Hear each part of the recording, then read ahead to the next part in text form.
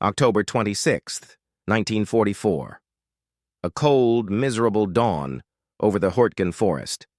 The trees, stripped bare by autumn and artillery, clawed at a sky the color of lead. Below, the exhausted remnants of the German 275th Infantry Division shivered in their foxholes, their breath pluming in the biting air. Among them was Gefreiter Klaus Richter, a young grenadier whose youthful idealism had long since been scoured away by the grinding attrition of the Western Front. His uniform, patched and threadbare, offered little defense against the damp chill that seeped into his bones. His stomach, a hollow ache, gnawed relentlessly. Klaus instinctively pulled his Mauser car 98K closer, the cold steel a familiar weight against his cheek.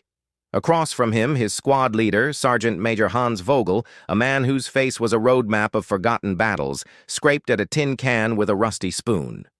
It was ersatz coffee, a bitter concoction made from roasted acorns and chicory, barely enough to warm the throat, let alone the spirit. "Any news from supply, Herr Feldwebel?" Klaus whispered, his voice hoarse. Vogel merely grunted, shaking his head. "They say a truck might get through tonight." Might the word hung in the air, heavy with the weight of unfulfilled promises.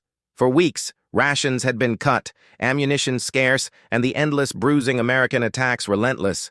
Morale, like their bodies, was slowly freezing. Suddenly, a distant drone grew louder, a sound that usually meant trouble. Klaus tensed, his hand going to his helmet. "Aircraft," he muttered.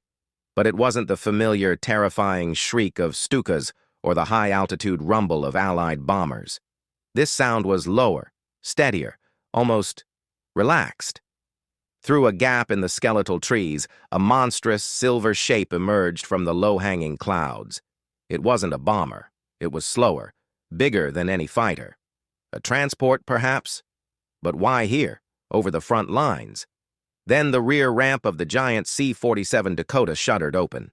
Klaus, along with every other pair of German eyes fixed on the spectacle, watched in stunned silence as dark shapes began tumbling out, dozens of them, then hundreds, blossoming into white parachutes against the gray sky.